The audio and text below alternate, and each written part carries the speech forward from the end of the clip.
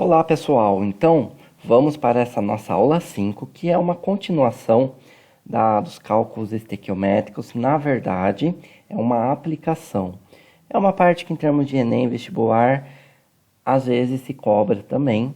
Então é importante que a gente saiba fazer esse tipo de exercício, resolver esse tipo de aplicação dentro de cálculos estequiométricos, que é o reagente limitante e o reagente em excesso. Então, primeiro, o que é um reagente limitante e o que é um reagente em excesso.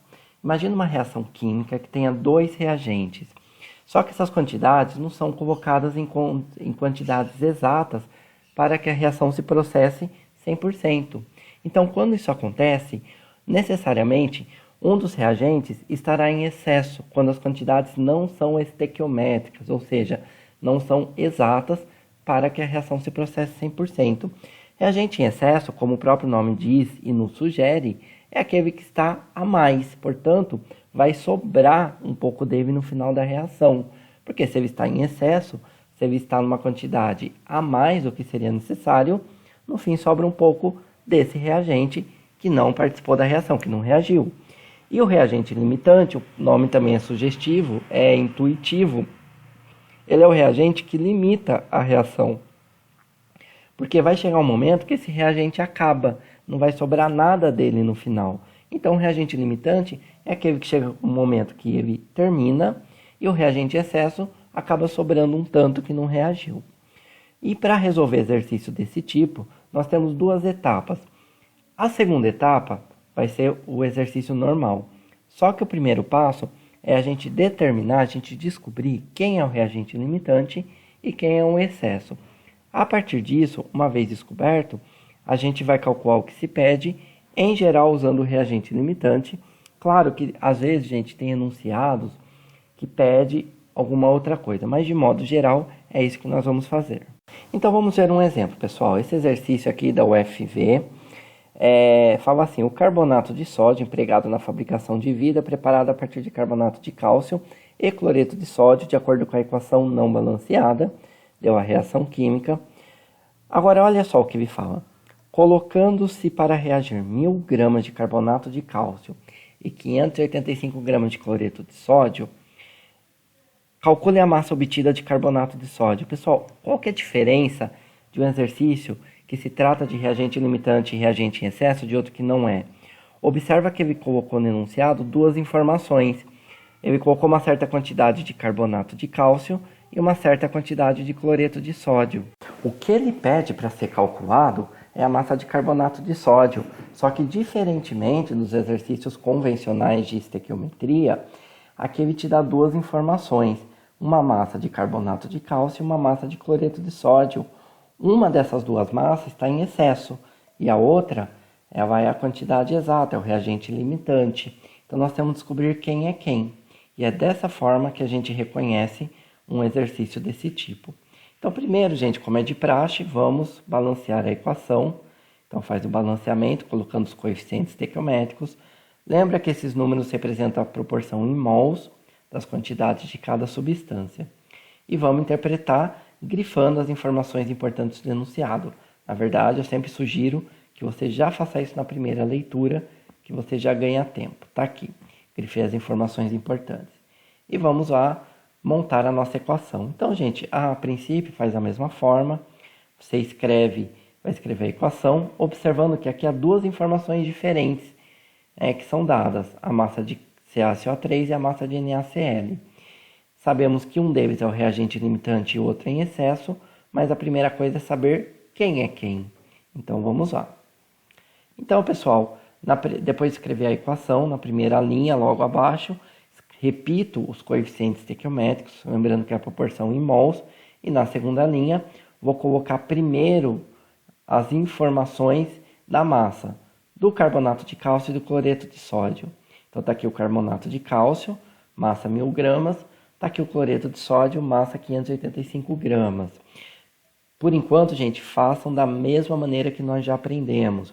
Observa que tanto para o carbonato de cálcio quanto o cloreto de sódio, eu tenho massa na segunda linha, mas eu tenho mol na primeira linha.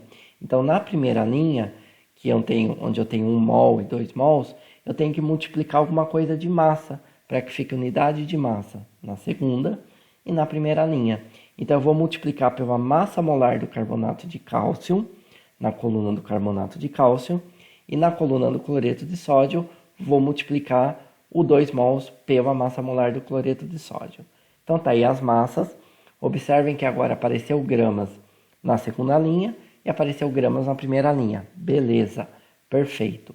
E aí, gente, aqui vem um macete de como que eu vou descobrir quem é o reagente limitante e quem é o reagente em excesso.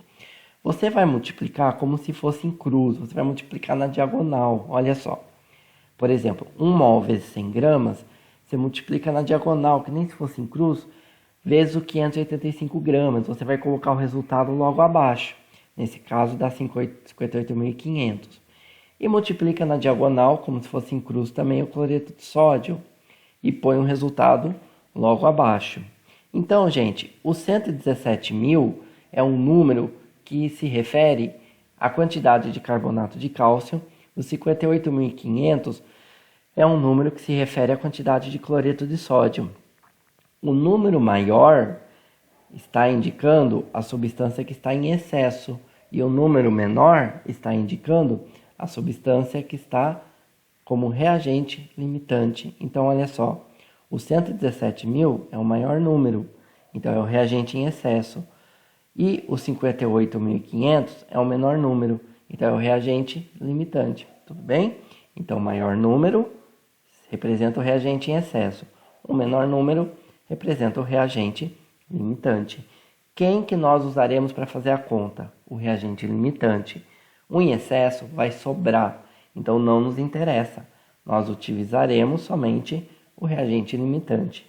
Então eu ignoro os dados referentes ao reagente em excesso, que é o carbonato de cálcio, e vou usar só os dados referentes ao reagente limitante. Pessoal, essa foi a primeira etapa, o primeiro passo.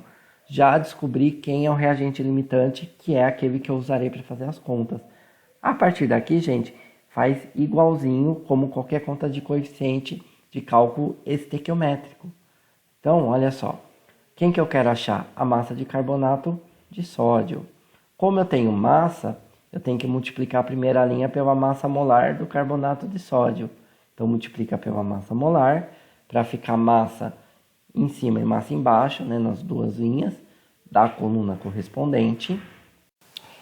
Então, gente, aí nós vamos multiplicar em cruz, ok?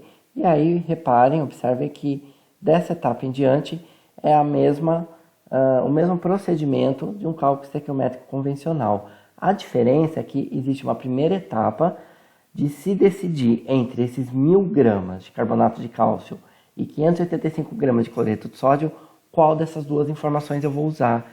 Essa é a diferença desse tipo de exercício. Já descobri que eu vou usar, no caso, 585 gramas, que é o reagente limitante. Outra coisa, pessoal, uma observação importante. O reagente limitante não é a menor massa necessariamente. Nesse caso, coincidentemente, nós tivemos que o reagente limitante ele é a menor massa, 585 gramas, né, dentre as duas massas que foram dadas no enunciado. Mas não necessariamente é dessa forma, ok? Então não vai na menor massa achando que necessariamente porque a menor massa é o reagente limitante, que não é sempre assim. Às vezes a maior massa é o reagente limitante. Multiplicou em cruz, faz as continhas, e nós formaremos 530 gramas de carbonato de sódio. Então é isso, pessoal.